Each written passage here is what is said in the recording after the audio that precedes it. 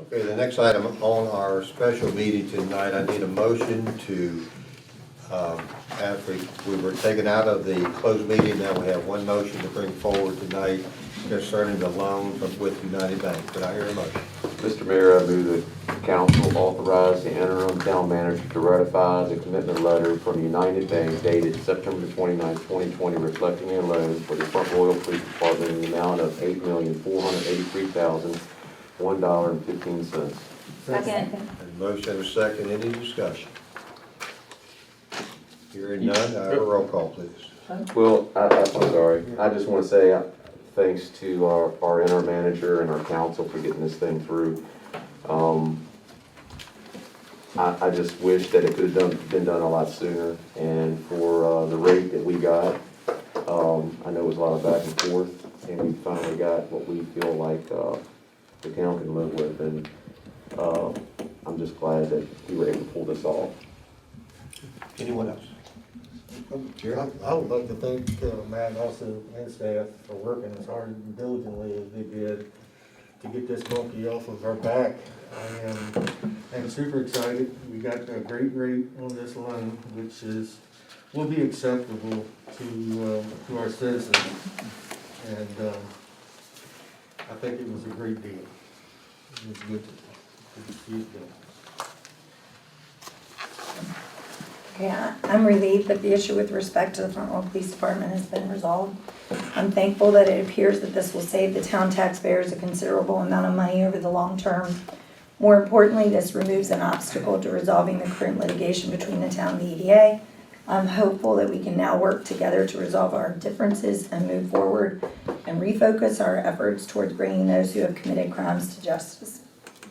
And I'd also like to say, Matt, with this being taken off, this $8.4 million being a big part of that litigation with the EDA, see about you getting with counsel, legal counsel, and see if we can come to a conclusion on this lawsuit.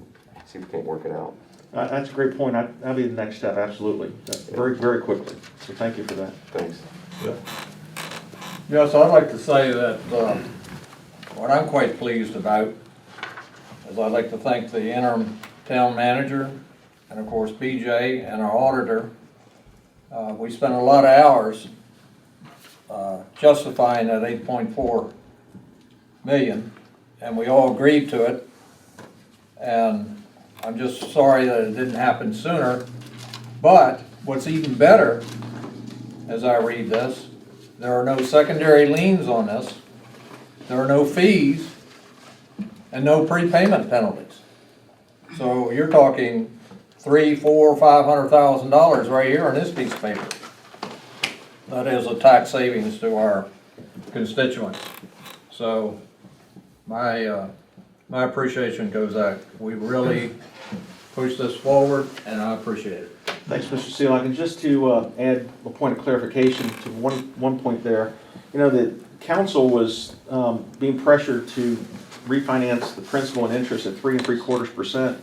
We were able to get 1.87%, and that's about a $1 million savings to the citizens, as well as the origination fee, as you mentioned, Mr. Seelock. It's not uncommon for a loan like this to have anywhere from a half a point to 1 point origination fee. That's $400,000 to $800,000. And then we budgeted $500,000 a year. This loan's actually costing us $369,674. So from a cash flow perspective, on an annual basis, we're saving $130,326. And the last point I wanted to say is I too want to thank BJ Wilson, definitely Damiani and Damiani Law Firm. They really worked hard behind the scenes, as well as I think we need to all thank United Bank. United Bank's been a victim in this, just like the town council and the board of supervisors, and frankly, the EDA. Everybody's been victimized in this situation. United Bank came to the table with us and started having good, honest discussions with us, and very transparent discussions. And it was during the course of those discussions that we were able to get terms like this. This wasn't the first offer they made. And so we went back and forth several times, and we found a meeting of the minds, and I think we got a great loan for a great PD at great rates and great terms. So I'm really happy about that. I did fail to mention that part of the interest is in this for the month of October, is the way I understand it. Correct. 59,000, Correct? BJ, Yes, sir, that's correct. so that's significant too. Correct. And we can, we can resolve that in the next round of discussions with EDA. I'd like to thank Matt, I'd like to thank you and staff as well, and United Bank mainly, because this is a big step in our direction. Get this off of our plate, then we can begin to move along and get things back to normal again, hopefully.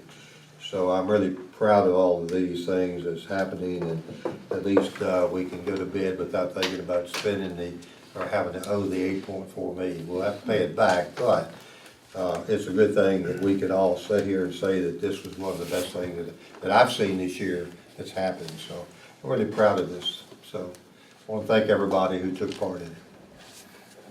Anyone else? Yeah, I just wanted to take a moment to thank United Bank, of course, Matt, BJ, and everybody who had a hand in working on this and getting this resolved. It's a huge relief. Anything else? Got a roll call. Vice Mayor Seelock, Yes. Councilman Cockrell, Yes. Councilman Gillespie, Yes. Councilman Holloway, Yes. Councilman Meza, Yes. Councilman Thompson. Yes. Motion carried. Okay, that concludes our special session tonight. At this time, we'll begin our work session for Monday, October the 5th, 2020. The first item tonight is an ordinance amendment to Town Code 4-1 regarding location and attendance at the meeting remotely. Matt? Yeah, Mr. Mayor, there's not a whole lot to this item. We just need to clean up our code as it relates to, remote meetings due to COVID. So we're making it more consistent. We're allowing planning commission and other boards to be able to operate remotely. Everything's highlighted in the ordinance. So I'm here to answer any questions. I also have Tim Wilson here. Should you have any questions for the planning director and community development? You don't have any questions? No, Go ahead. I was gonna say, I think this is good. I appreciate some of the clarification in the languages, but I think that this is something that has been needed, especially during the pandemic, so thanks for cleaning it up. Anybody else? Yeah, my question, I just want to make sure I understand this. So if a member of the town public body member cannot attend a meeting, and it talked in there about it being like a personal matter, so how often can that happen? Or how often can it not happen? It says 25% of the meetings, 2 meetings Yeah, 2 meetings for 25%. in the year. Mhm. Okay. I just think like, so that would be like a vacation. Yeah, it says, member with each calendar year, whichever is fewer. It's on item C, Yeah. 4.11C. I just, You mean, to be able to use electronic means, okay, right, so, you're not just missing the meeting or anything, right, but But you'd be you get 2 attending times it, that you right. could have counted. yeah. I just was curious, cause I know we meet more often than, than other boards. And, I was just thinking one vacation if you, as long as you can. as long You're as saying you that can it's remote not, it's in. not enough, that we might wanna consider more times? I just think it could be tough, I mean, I maybe thought not. that's what, if you in remote that in. state law though, you can't go over there. Yeah, that's what I'm. Yeah, Virginia code says, item C says, when such remote individual public body participation is due to an emergency or personal matter, such participation is limited by the Code of Virginia to 2 meetings or 25% of the meetings of the public body, and that's per public body member each calendar year, whichever is fewer. So we actually get more than that, Yeah, Whichever is fewer. whichever is fewer. Then why does, if people have less than 2 meetings a year, or a meeting a year? No, this is, you makes can sense. miss, you can dial in remotely 2 meetings or 25%, whichever is fewer. Whichever is fewer. Oh, okay. Which Why, one, why two? have 25% there It's then? 25% of Doesn't make 52, sense. because we have 52 weeks, so 52 meetings, that's like 25%, that's No, you can only 13. miss 2 meetings though. Right, Yeah, that's it's what supposed I'm to whichever is asking. fewer. Whichever. Did you want to put it on the agenda for, It's gonna be a public That's hearing. my point, that's why I say Public just- hearing. yeah? Oh, yeah, is that okay with everybody? Yeah. Put it on public Yes. hearing? Yeah, okay. Okay? Unless pandemic. Next item is item number 2, liaison committee meeting items for October 22nd. We have probably 2 items as far as staff anticipates. One is the septic hall MOU with the county. We may want to discuss that. We'll probably discuss that at the next town council regular meeting, most likely in closed session. And then we'll probably come out and try to discuss, I would anticipate discussing it the 22nd with the county. And then, I don't know, Mr. Mayor, if you want to put the opioid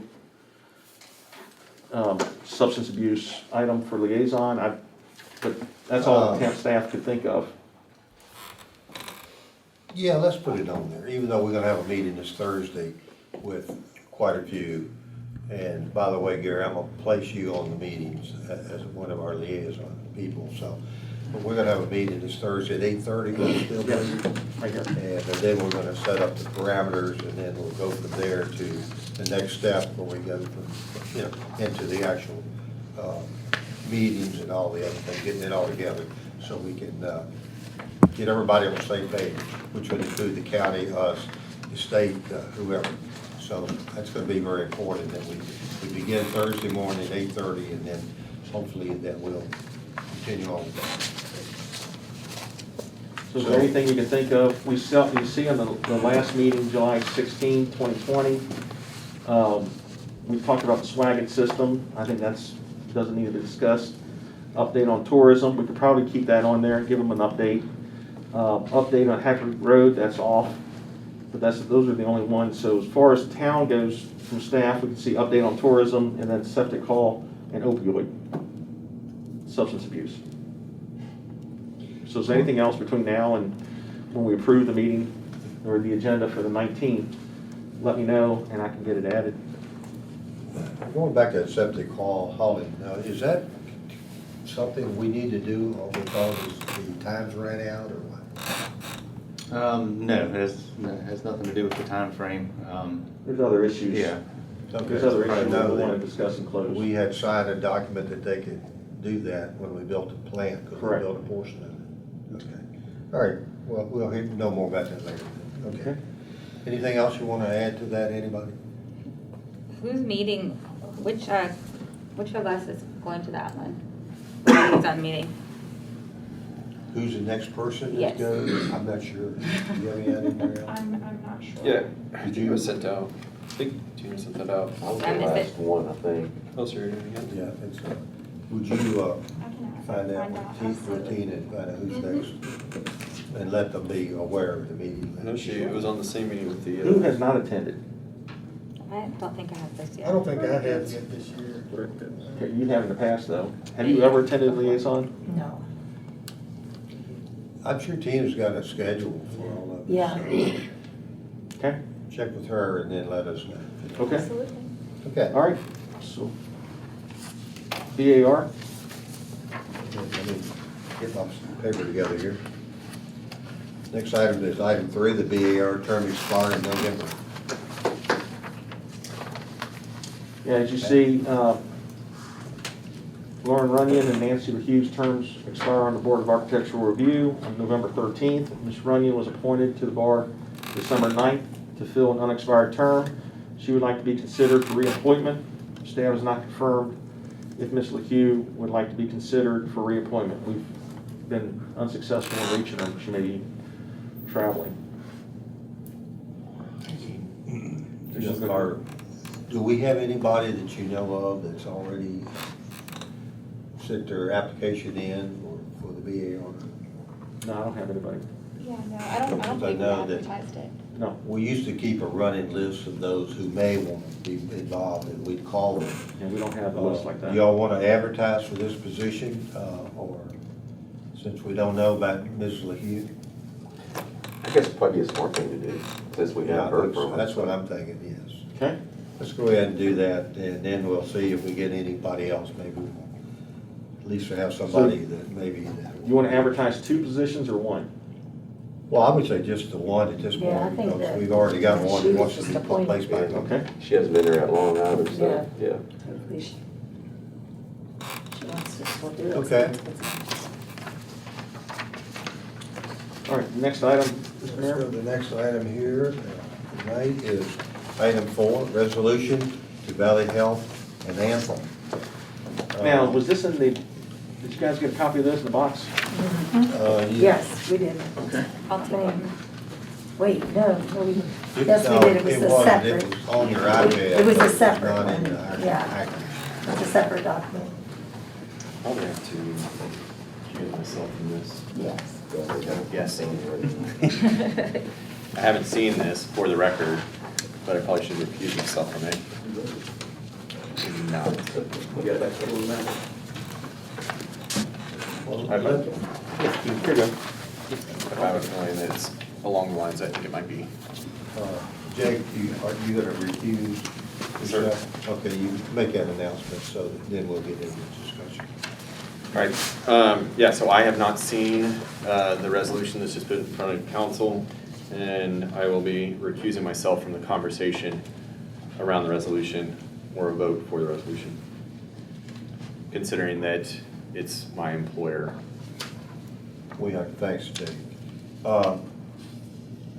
In regards to this resolution, I know that Latasha, I'd already talked to Matt about it, putting it on the agenda. And it's just a resolution asking the Anthem and Valley Health to work together. We have so many people in our community that has Anthem, and all the school system has it, we have it, quite a few other big organizations have it, including lots of them in Northern Virginia, especially most of the school systems. So we just want to ask them to be a little bit more agile in getting this thing approved so that people aren't still out in left field when it comes to 1st of January. Because what's going to happen, if Anthem drops, Valley Health drops Anthem, and all the people that has Anthem is going to have to either go to Northern Virginia or somewhere else, Charlottesville, Harrisonburg, to get their doctors, because they're no longer going to pay through the Valley Health system in regards to the amount of money that they're going to receive. And then if we go local again, then we're going to, those who has Anthem will be paying an extra fee to go to doctors that are not under the actual, I can't think of the word. Except to provide, Okay. Yeah, Providers, okay. yeah. And so I thought maybe it might be a good idea to just send them a letter, tell them we're concerned and we'd like to see them work a little harder to get this resolved. Natasha, you want to? Sure. I was looking at the Northern Virginia Daily on Wednesday, and I noticed that there were some other communities that have done the same thing, including Winchester, and just thought it was a good idea. I guess we both read the paper that morning. But yeah, that's it. So you have a draft resolution before you. Are there any changes you'd like to make before we take it to the 19th and adopt it or not adopt it?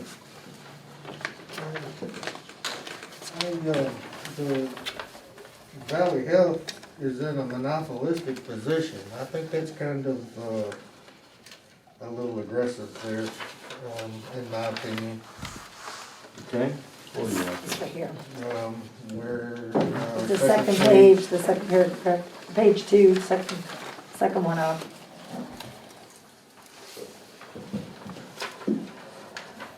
And that's not, I think it's that is- monopolistic somewhere else too. I think. Yes, correct.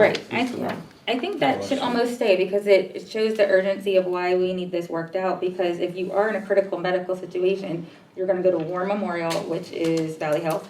Or if for some reason you can make it to Winchester, that's Valley Health. So it is kind of for the immediate area, it is basically the only hospitals we have available, and almost all the doctors are through them. I agree. Anyone else? Well, go ahead and look, you don't have to make any decisions. Yeah, we got Go time. and look at it, if y'all see a major change, you get back with Matt and just make sure that we all get a copy of whatever the changes are. And Sure. that way we can know exactly what's being done on this resolution, so. What I can do is if you give me comments, various phrases you don't like or whatever, I can amend the Word document and insert the comments and get it back out so everyone sees that this is what the concerns were. You can also vote on it on the 19th. And also, I would like to ask the county board of supervisors to sort of piggyback with us on that, because they have, like I said, they have probably 1,200 employees that's under Valley Health that are the Anthem that serves by Valley Health. So I'm sure they would probably want to do that. Yeah, we had 2 conference calls last week alone, regionally, through the Northwest, or Northern Shenandoah Valley Planning District. And I was gonna suggest sending it to all the school systems, all the counties, and all the towns, and ask them all to adopt something similar.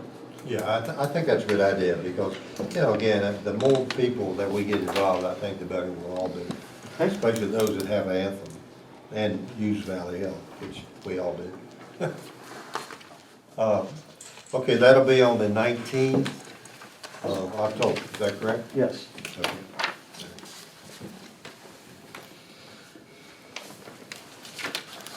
All right, the next item tonight is item 5, CARES round 1 and round 2 discussion.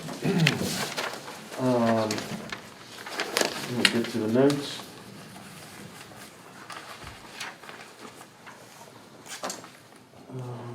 Let's see. Yeah. So for round 1, I'm pleased to announce that we have issued 109 checks to small businesses, totaling $967,500. There's approximately $309,058 remaining as it relates to round 1. And what staff and I were contemplating is to take that $309,000. If you look after the, if you look at this page in your packet, you'll see that BJ did a great job at figuring out a formula that we could just reissue additional funds to the 109 people that have already applied. Tier 1, they would get $787.50. The next tier, $1,575. The next tier, $3,150. And the highest tier, $6,300. That would take us to $304,000. And frankly, we played around with the numbers, so that's 31.5% of the additional payout. So we were suggesting an administrative fee to the Chamber of Commerce of $4,295.50. So that would be for round 1, and figure we break this discussion down into two discussion points. Round 1, then we can talk about round 2. BJ, is there anything else you wanted to add to that? You covered it very well. I think that's a great idea, so that just expedites it, and we don't have to go through applications and everything else. Right. I think that's genius, I yeah. think so, that's great. I think it's a good idea, but we've already received 2 checks back from the county, so what were the amounts on the phase 1? Well, the total was $967,000. Well, BJ, how much did we? The checks, I believe, right around $850,000. We still have a few checks that are still outstanding. We supply them with the clear checks. So we're waiting on those checks to clear, but it's right around $850,000. So we pretty much received most of it back through the Board of Supervisors, is that correct? Correct. Yeah, okay, thank you. Any other questions? No questions, but I'm glad we're doing this for the Chamber of Commerce, because I know that after speaking with Nikki, they've really this has been a huge focus for them, you know, working on the CARES and had struggled to get other things done, so I'm glad we're doing that. With no additional staff either, they did all this, Yeah, so. and, you know, that's a pure arbitrary number. If you have the ability to make that higher, which means we could lower from 31.5% to 31%, which would just bump up their contribution if you wanted to do that. So it's up to the council. This is a draft. How So many applications did they end up going through? 109. 107 were approved. There were, I believe, a handful that were not approved for Oh yeah, they're different plenty of work reasons. approved. Right. But that was a committee that looked at those, right? That's correct. So it was a committee and not just the chamber. So the chamber essentially just wrote up the checks? That's correct. Okay, thank you. Well, to be clear, the committee consisted of Bill Seelock and 3 chamber board members. Okay. And then the executive director, she was managing it. And Okay, then we had a staff Yeah, one of person my staff members was on it was as down there well. full-time during that time period. gotcha. You actually had 3 checks. The first was BJ's staff member that went through and made sure they had a business license and that. Then the primary person went through all the financials.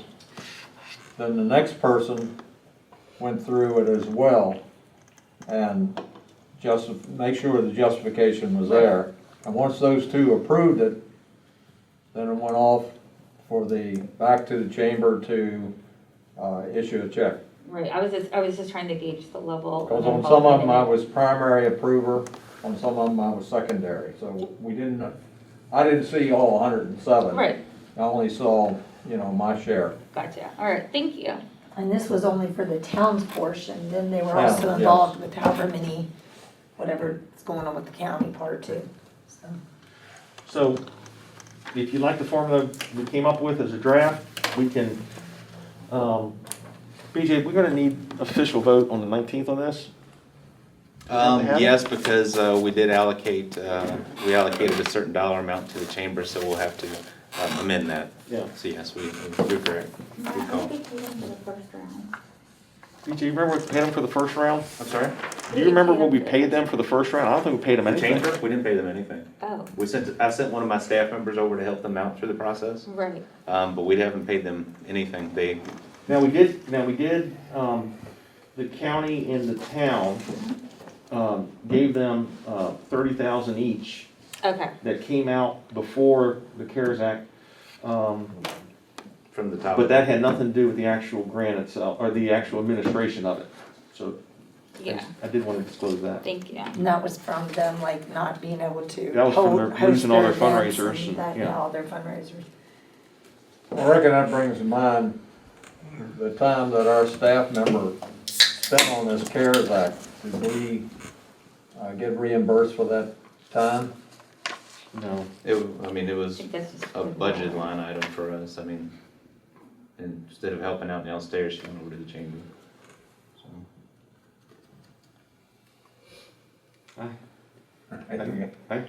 It's possible. I see your point. It's possible. But we gotta get the county to approve it.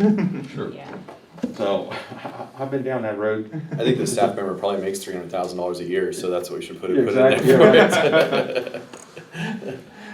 Anything else? So do you wanna go with this formula? Do you wanna bump up chamber? Are we good? I think it's good. Okay. I think the formula's good. Let's go. Okay. Two.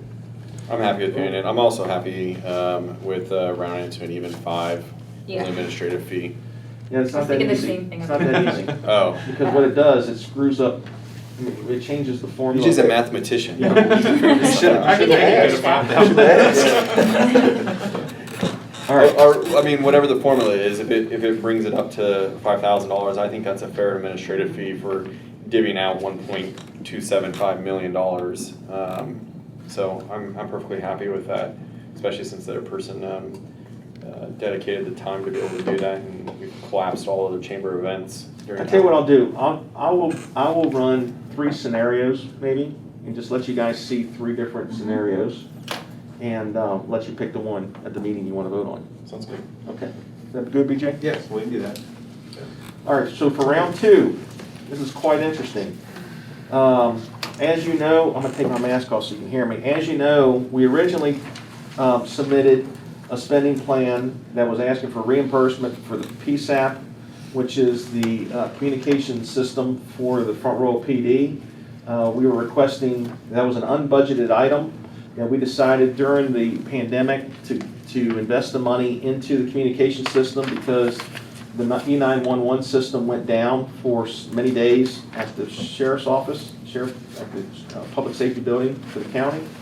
And everyone agreed that to have that redundancy is necessary and vital for our community.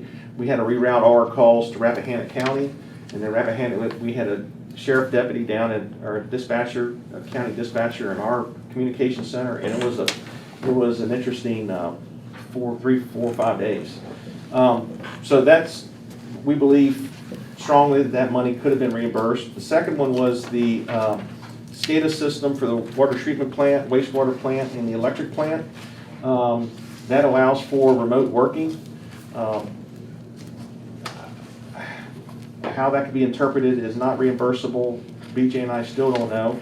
But regardless, what we did was, we took the advice of the county representatives who said that another way to get reimbursed for CARES Act funds is by allocating money from allocating the amount of money that was spent on your, BJ, what's the exact wording? Don't want to mess that up. The LEOs? Yeah, yes, police department officers that are LEOs and the dispatchers that directly support the officers is what we can claim for the reimbursement to the CARES Act. So for sake of argument, the county is going to allocate $1.2 million based upon the population formula to the town of Front Royal.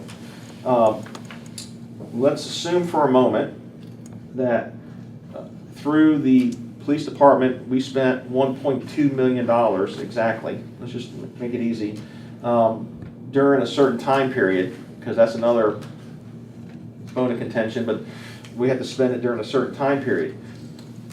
We would submit those timesheets and benefit rates and the amount of the check that went to the employee to the county. The county would do their review and they would reimburse us $1.2 million. So the money right now is in our general fund. We would get reimbursed and we'd have $1.2 million that in essence we could go and pay for the SCADA system. We'd go and reimburse, basically we pay for the PSAP.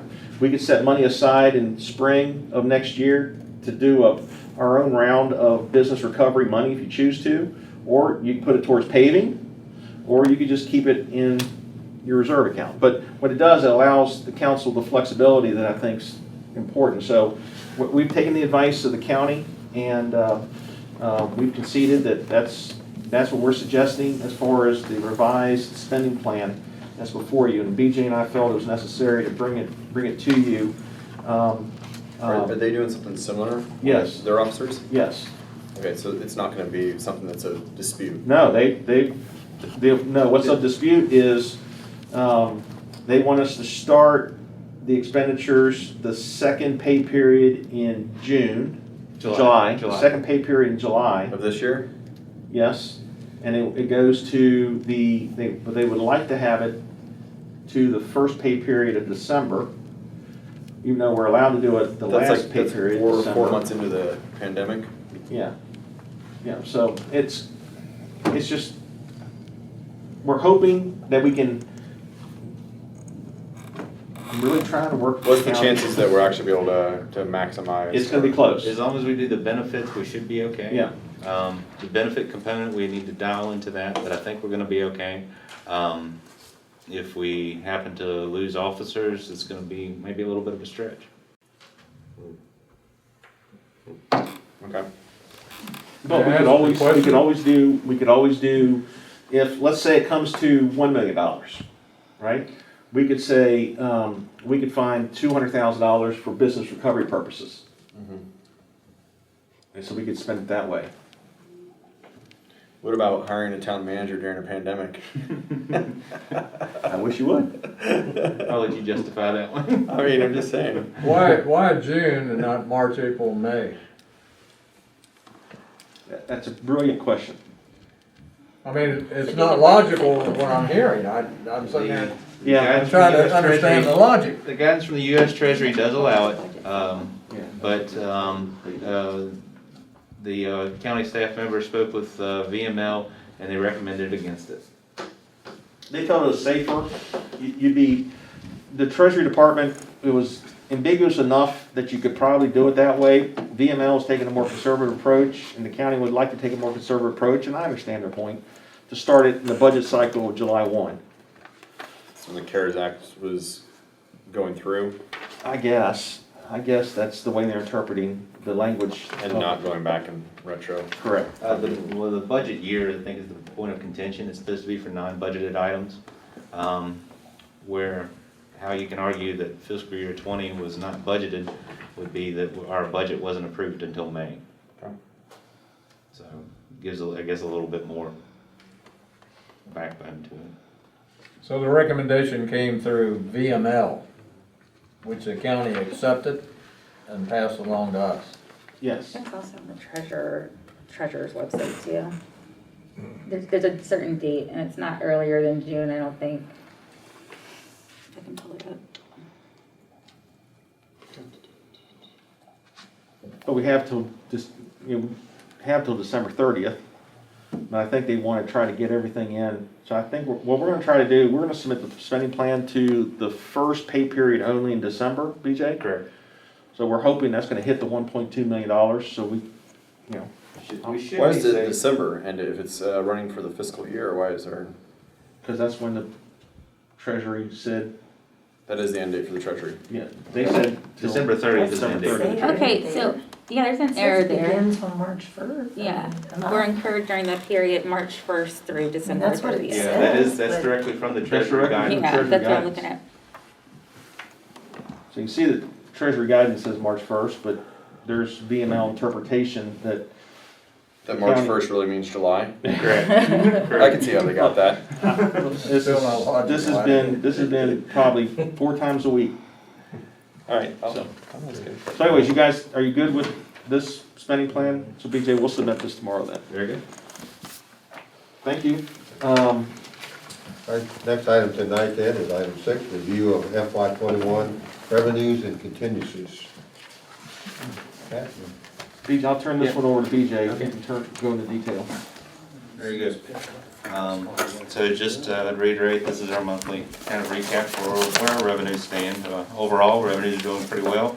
Some of the overages that we're seeing are covering some of the decrease in revenues. For instance, sales tax is tracking about 14% above budgeted amounts. So it's helping cover some of the areas that we're seeing a deficit. Lodging taxes down roughly 23%. Fines and forfeitures down 35%, rental taxes down 29%. But overall, general fund is doing just fine. We're up 11,000, right BJ? Yes, that's correct. In sales tax, just, I think a lot of it is that, I think the message is getting out to the citizens, shop local, buy local. And I think it's working. Streets, we got our quarterly payment in there, and it's right on target, so we're doing pretty good. Electric sales, that is, let's see here, roughly 6% above budget. It was last month, roughly 14%. It's just the time of the year is what that's equating to. It'll decrease here through October and a little bit into November as well, then it'll come back up.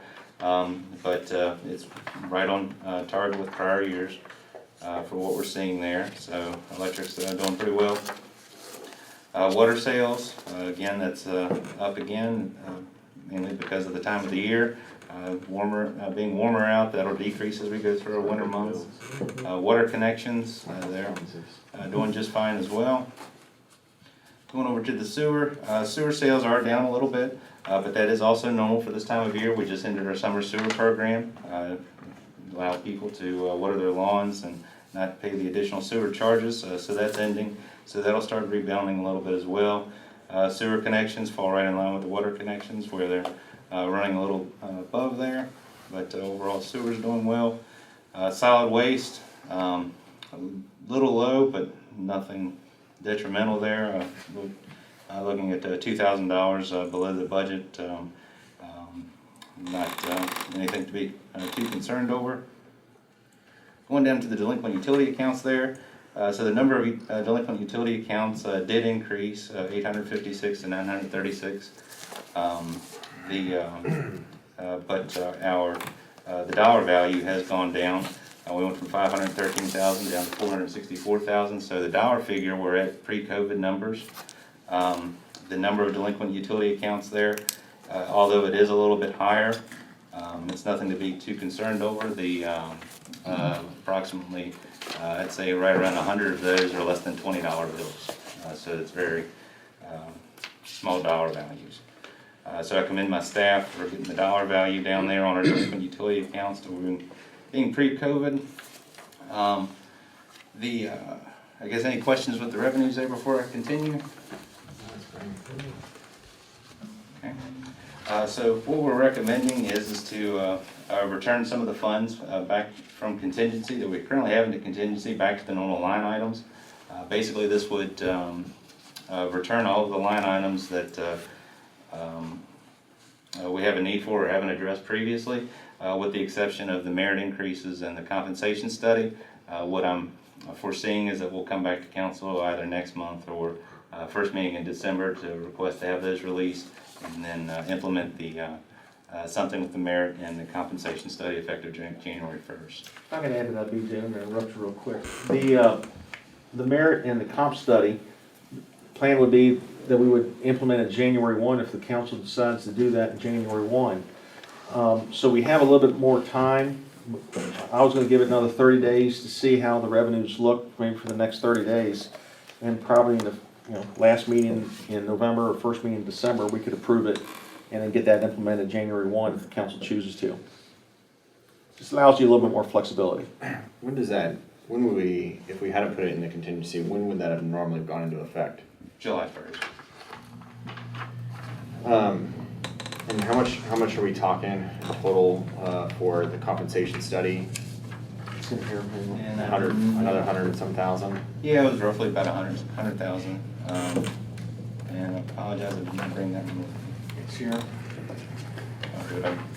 I'm not sure, I mean, I'm just looking at this as a quick glance, but there's, $600,000 in the general fund, and the street and electric fund, a significant amount of more money. I'm not sure if there's a way to find something else that we can hold in contingency, but I'd be more in favor of trying to figure out a way to reinstate the compensation study. And the reason why I say it is because I was pretty committed to that 3 years ago when we started down that path. And the skeptics of that was a council was going to turn over and kill it before it ever got fully implemented. And I don't think that that's at all the sentiment of any of the council members that came on board. But I sure as heck would like to see that followed through on, as something we promised 3 years ago. And if it was a way we can get it in place, I would certainly be in favor of that sooner rather than later. We can certainly look at that and I don't bring think, back that option. that's not a problem from our standpoint if that's.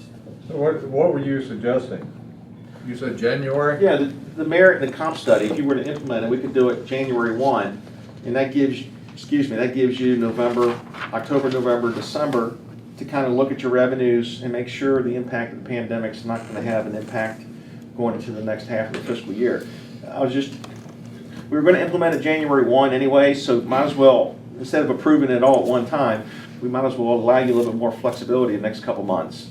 Well, when we And- sat down and I- originally, I mean, we were looking at numbers as high as 20 to 30% in Correct. deficit. Yeah, we moved. So we moved $3 million. everything that we could move. And I understand that. What I'm saying is, I would like to see that happen sooner rather than later, namely before we roll into the holidays. And, our staff has been working this whole entire time, and, they're working through the pandemic as well. And if there's other things that we can hold off so we can make that one come to fruition, I'd like to see that happen. That's what I was You could proposing. hold back the assistant town manager slot, something like that, until that's $124,000 Yeah, budget line that's, item. that's what And you the said, comp- that's what I was thinking in my Yeah. head, that's a good amount, but. Well, I'm for implementing as soon as possible, and we see what our deficit really is right now. What is our total deficit across the board? Is it 3%? That was our Right now, last there's number. not a deficit. There's not. We don't have a I deficit at didn't this see point. any numbers that. I would be in favor too of going forward with the study and the merit increases because the employees have been working through this pandemic and adapting to a lot of different things, and it's just time to do it, just to move forward. I would be in favor of the merit increases. Me and Jay, we worked hard to see that Yeah, through that's- and through. yeah, But good. I have another question, Matt, DJ. Okay. I know back at the beginning of the budget year, we were gonna put about $4 million into our streets and sidewalks, and I know that got dropped because of COVID. Are we at a position where we can possibly start looking for financing again for that, Matt? We are, we have we are and we have, Okay, and so that's something that we can discuss.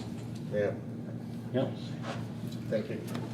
Can I ask one more question along, in more generalities, but I know we've talked about evaluating our pay grades as well.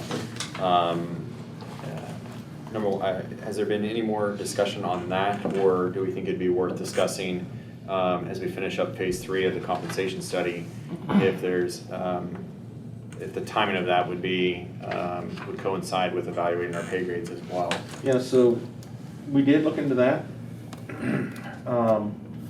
The quote that we received to just make some adjustments in the lower range of the pay grades was $11,000 in 90 days, which I thought was excessive on both ends.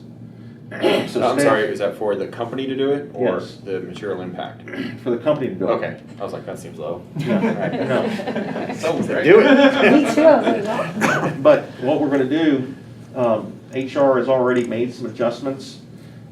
They've lowered the bottom 3 grades in a couple of key departments that we were having major issues. And apparently it's worked already. We have 2 new hires this week since that's been implemented. So we can talk more about this, but yes, to answer your question, we've already started implementing some of these changes. Yeah, and just to be really transparent with my position, I'd love the ball rolling on that as council starts to change so that ball is rolling forward and we can continue looking out for our employees and the pay grades and the merit increases and the compensation study. So we don't end up with, 5 years of no raises or anything like that again. Sure. So, appreciate that.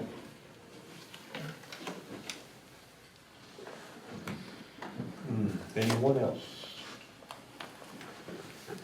Okay. So, Good, item 7.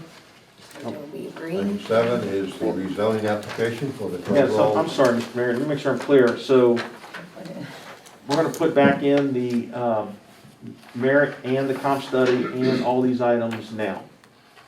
That's what I'm hearing, is that Okay. correct? Are we taking anything out then? I said if we're still concerned and we want something to hold in contingency that's equivalent to the amount of the merit increases in the compensation study, can we get a recommendation from Yeah. maybe BJ?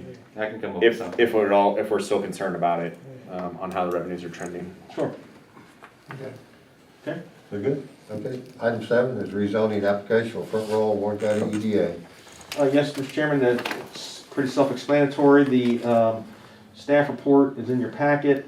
I have Mr. Wilson here who can maybe say a few words, just to give a quick overview. Tim, let me turn it over to you. And if you want me to go to a different slide, I can, Tim. Yeah, probably just the next page, Matt, would be good. 'Cause, yeah, that slide right there.